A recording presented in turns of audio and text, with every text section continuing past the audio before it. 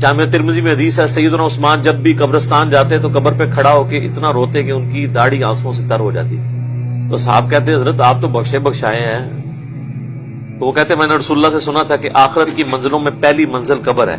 جس کی یہ منزل آسان ہوئی اس کی اگلی آسان در آسان ہوگی، اور جو اس میں پھنس گیا اس کی اگلی منازل مشکل در مشکل ہو جائے گی. میرا خیال ہم ہوتے تو ہم کہتے ہیں حضرت 3 دفعہ آپ کو جنت کی گارنٹی دی اللہ کے نبی نے. نبی علیہ السلام تو صادق اور امین ہے، آپ کو یقین نہیں ہے ان کی بشارتوں کے اوپر؟ سانو تو ایک بار ہی مل جاتی تو تسی تک دے ساڑھے کارنامے، شیطان بھی پناہ منگدا. اسی لیے تو ہمیں ملی بھی نہیں سر.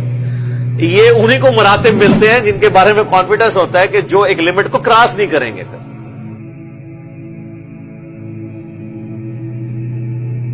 صحیح مسلم میں حدیث ہے آپ نے اسلام فرمایا میں نے ارادہ کیا کہ میں اللہ سے دعا کروں کہ تمہیں عذاب قبر سنوا دے.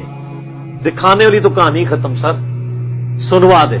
لیکن مجھے ڈر ہوا کہ اگر تم نے عذاب قبر سن لیا تم اپنے مردوں کو دفنا نہیں چھوڑو. ایسی خشیت تم پہ طاری ہوگی. لیکن یہ اللہ تعالیٰ نے سب کچھ پردے میں رکھا ہوا ہے سر. صحیح بخاری میں حدیث ہے کہ میت جو ہے وہ چارپائی پہ کلام کرتی ہے.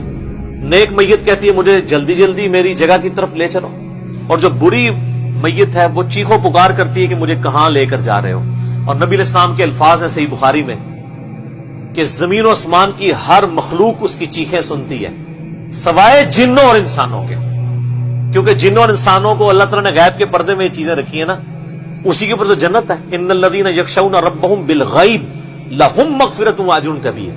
جو لوگ بن دیکھے اپنے رب سے ڈرتے ہیں ان کے لیے مغفرت ہے اور اجر کبیر ہے. دیکھ کے تو سب نے مان لینا ہے. پھر سر اس سے بھی آگے اگر آپ چلے جائیں، صحیح بخاری میں یہ حدیث موجود ہے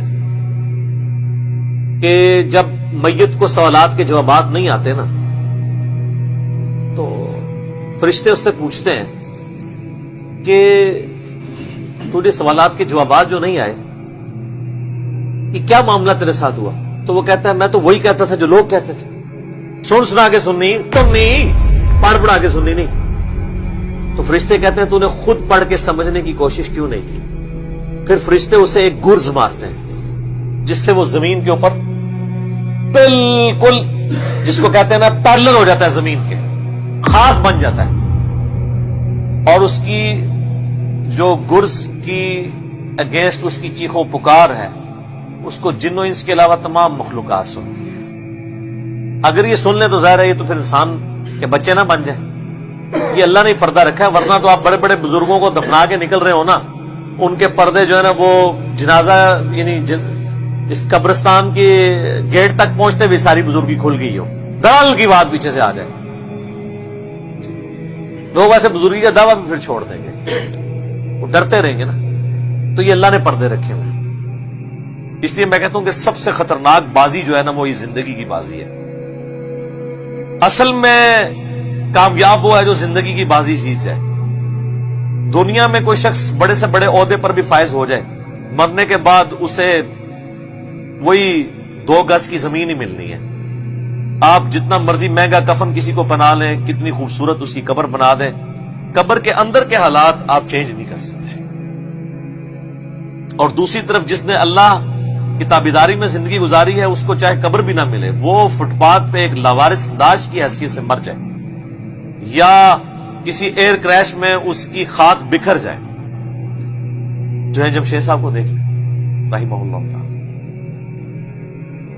باقی تو یہ جو تابوت آپ کو نظر آ رہا ہوتا ہے یہ تو ہمیں ٹوٹلی پورا کیا ہوتا تو اس کے اندر کچھ بھی نہیں ہے. لیکن مرنے کے بعد اللہ تعالیٰ نیا جسم، نیا کفن، جنتی سب کچھ دے دیتا ہے، تو فرق ہی نہیں پڑتا.